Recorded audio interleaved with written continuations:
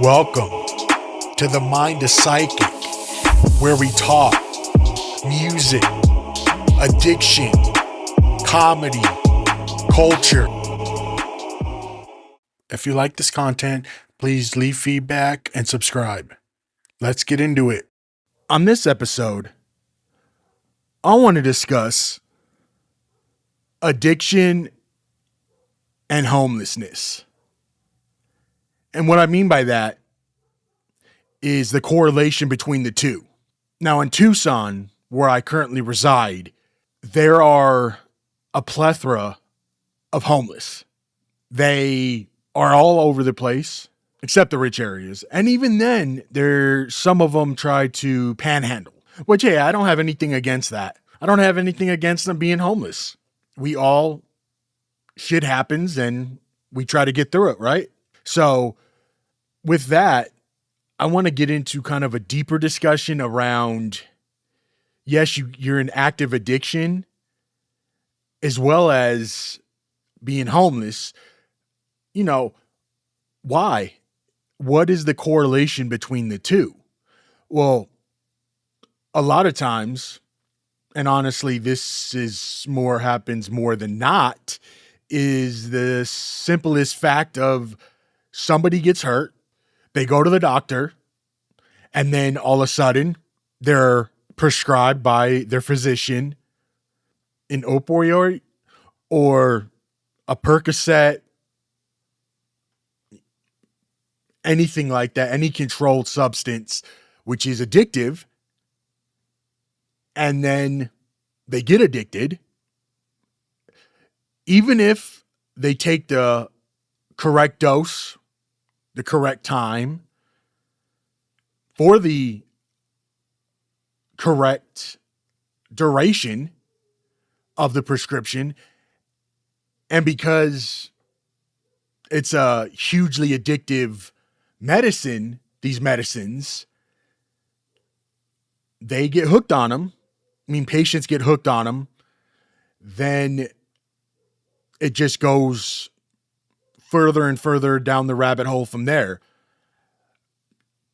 You know, then they, as people, get hooked and they can't come back from it. They have to keep on using it and using it. And then even at some point, on many a case, they actually use it a little bit more and more and more. And I've talked to people that have went through a 30-day supply in literally 2 days. I know it's kind of hard to believe. Maybe it's not. It really didn't shock me because it's so controlled and mandated, meaning that it's not even hard to get anymore. But that brings me to, so they're addicted. And sometimes it goes by so quick, they don't even realize it. And even though they were working, they had a home, they have a family, all of that good stuff. Well, they have that, lapse of an issue. And then they're using these drugs. And next thing you know it, they lose their job or they get cut off of their disability because it was, the doctor says he was fine to go back to work. She was fine to go back to work. But in reality, they weren't. Or they were, the boss, the company was like, okay, you're missed too many days. You can't come back to work. We are letting you go. Or any other case, laid off, whatever.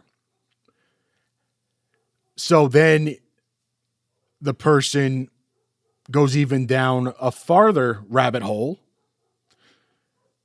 Relationships then get worse, whether it be with friends or family or both.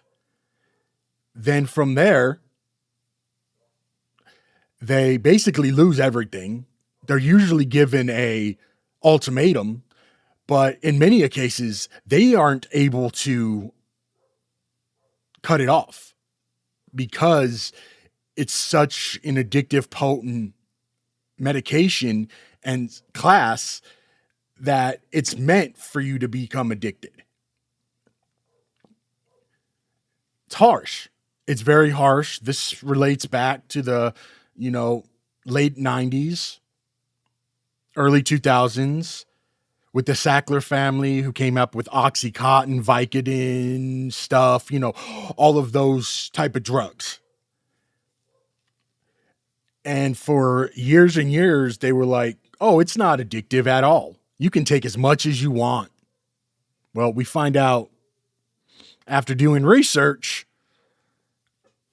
they're popping these nice little events and they go into doctor's offices and they, you know, throw the doctor an extra, you know, 20%, whatever, as a boost to get sales. Yes, you can maybe call that evil. Anyway, they're addicted. They become homeless.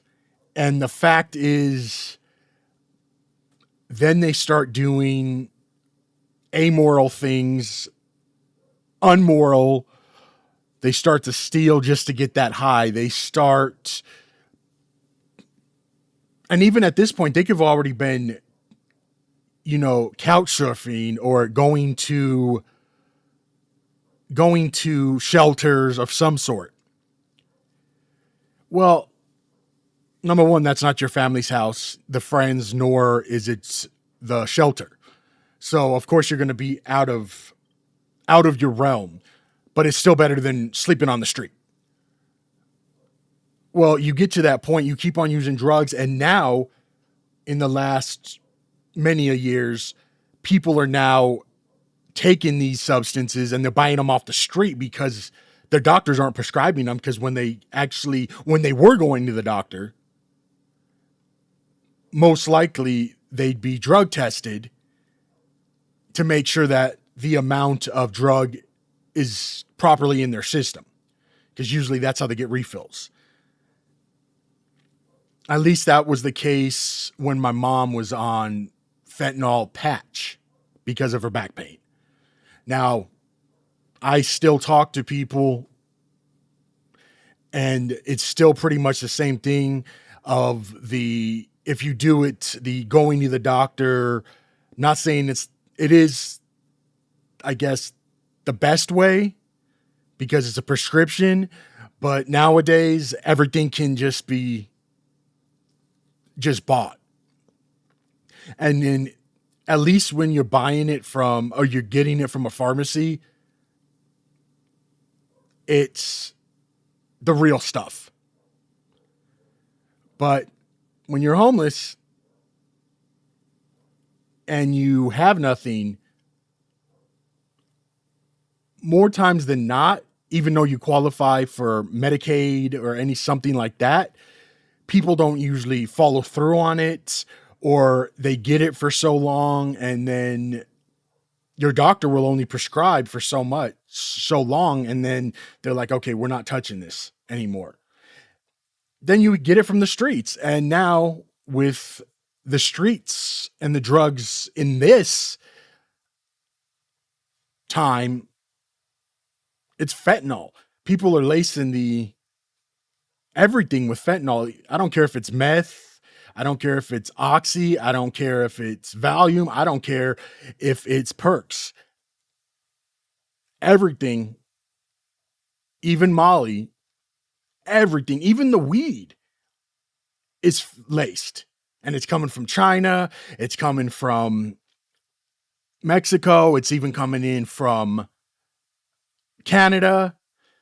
And there's more coming from Canada into the US now than there is actually from Mexico, because the cartels have figured out, hey, we can do it. The US, they're not looking at the North so much. And Canada is so reliant on other countries like China that they've pretty much let it go. Now they do bust people every once in a while, but let's get back to the whole, now you're homeless, you're addicted. What do? Well, when you become addicted and homeless, that brings out a whole nother area of what do? most likely you're not going to have the support anymore because you blew that out the window. The wife, the husband, the girlfriend, the boyfriend, the partner, the family member, mom, dad, guardian, grandma, they're pretty much over your shit by now, which is understandable because it's heartbreaking to go through that, to see your loved one go through that. And sometimes you just need to do it on your own for them as well. Like, okay, I need distance. I'm not going to talk to you. I'm not going to give you money. I'll go buy you food, but that's about it. So where do you go from there? You're at the bottom of the rung. You have no insurance. You've already, even if you do, you've lost that privilege of getting, you know, the doctor going and getting prescriptions. You're already using the street stuff. And odds are, a lot of times when you're homeless, you qualify, of course, for food stamps, EBT, and then you start selling half of your EBT food stamps for a fix at what, maybe a half, maybe even down to 15%, up to 75% of your food stamps. You know, you're losing the 75. Usually it's like what, 30%. I'm not, whatever, however they do it. They're very intelligent on how they do it. So like I said, most addicts are very intelligent. They know how, they have street smarts. They know how to get by. And a lot of them, the homeless, just want to be homeless. Leave them alone. You could respect that. But the addiction aspect, along with being homeless, it's a double-edged sword, and it really takes so much to get back from that. You never know anymore. And there's been so many in my last job, just so many people that have passed because of that fentanyl crisis. And I know you hear it on news and everything like that. Okay, there is a fentanyl crisis, there's not. Well, as someone that was in the field for years, I can attest to there's an issue. We all know there's a mental health issue, but getting back on the addiction, yes, there's that. We try to help. And yes, it doesn't help that with new administrations, new policies, most of the behavioral health addiction agencies are nonprofit, and they get the majority of their money from Medicare, Medicaid, and grants. And a lot of that is being cut off, especially in the last 9 months. Say what you say, it is what it is. But we do know that, I would say right now we're at an emergency, we're at a crisis level of the amount of addicts. And that's, I don't think, maybe since the end of Vietnam. I'm not too much of a historian on that, but since then we had all of these addicts come home along with other things. But when we're talking about the current times, when you see whole city blocks just of encampments, they run their own city. There's a lot of times that police won't even go in there because of the violence, because of the danger. Now, that's a whole different story. Then you can also say, well, there's some states like California that have put what, like $24 billion into the homeless population to try to get cleaned up.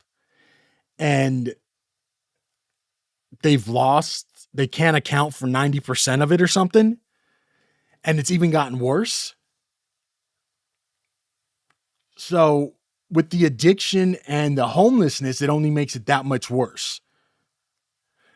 And all I can say about that is If you see someone on the street, as much as you want to judge, don't. A lot of them, yes, they want to be, there is a portion that want to be, the homeless want to be on their own. They don't want to have any responsibility, so they choose to do that. They choose to be on the street. You know, they get their $800 a month on Social Security or whatever. They're designated SMI, so they get free health care, yada, yada, yada. It usually turns into that in a lot of cases. Just be aware that, that could be someone's son, that could be someone's daughter, that could be someone's father, that could be someone's husband, wife, grandpa, grandma, best friend. And there, I'm not condoning being an addict because I'm one myself. I'm a recovering addict, as everyone that's listening to this podcast knows. I can say I've never really been homeless, thank God. Thank you for my family, who's really helped that over the years. Now, I should have been at points because I was just a fucking idiot, but because of my blessings in my life and when I was younger with my mom and family as well, we weren't ever to that point. I've slept in my car as a kid because we didn't have a place to stay. So technically we were homeless a bit, but it was never for in different, it wasn't for an extended period of time. So yes, I guess you could say, yes, I was homeless at a point, but my mom always did her best to not get us in that predicament. Whether that was good and bad, what she had to do to keep a roof over my head, I'm not going to judge on that. That's my mom. We all see faults in each other. Anyway, so I don't know what it's like to sleep on a bench in the middle of summer in Arizona while also having an addiction. So you're not eating. And that brings me to another thing. You're doing drugs, so you're not going to be healthy. Number one. Number two, you don't know what's in this. And what comes worse than that is a lot of people end up dying. And it's not because they're taking an overdose or anything they're not taking a large amount of it. A lot of times they just don't know what's in it. And because fentanyl's so potent and dangerous, you pop a pill, try to feel better, you don't wake up. And that's scary. But when you're in such an addiction, you're just trying to get to your next fix, especially when you're on the street. Well, anywhere, really. You're just trying to get to that next fix and you don't really care. And a lot of times you've pretty much given up as well. And I definitely have empathy for people with that because sometimes you just don't want to help yourself and you get to a point where it's like, what's the point? It's when you get in your inner soul and you figure it out for yourself, that's when the struggle really becomes difficult because you're trying to get back to normal. You're not even needing to think about trying to rectify relationships. You're trying to make sure that you stop using drugs and that you get sober for an amount of time. And then you go from there and you start doing those building blocks. And then eventually you'll get to maybe being able to talk to friends, family again. Hopefully, that's when you really feel the ability to. Also, with that, there's shame. There's so much shame as an addict. Don't ever think that most of us, we don't want that. We don't want to hurt people. For the most part, we're in our own minds and we would never even try to hurt a fly. But because of the brain chemistry and how the drug affects us, we just turn into other people. Not an excuse. I'm not saying it is, but they're humans. just like all of us, they're humans. Now, I don't know about elsewhere, but I know in Tucson, you can definitely, we call them the zombies because they walk like a zombie. They have that gait, they have all of that stuff, and you can tell, and they're slanted over on bus stops, and you can tell when somebody's on fentanyl, something laced with fentanyl, and it's sad. And I think that's what helps me is horrid as that says because I drive by every day to go to work, and you see multiple people in that state. And I don't think it ever gets, you never not feel some kind of empathy for these people. Then because you have that empathy and you're still human, you either learn to not give them money, you can give them food, stuff like that. I've done in the past, I've given them cash, and I know what they're going to do, but I've learned from that. And you bring them food, you help them out that way. You send business, you give them, like when I had business cards from like my sites and stuff that I used to work with, that I would have patients go to. And, we would hand those out, housing, information, resources. So you're at least trying to do something. But a lot of times, too, people just give up.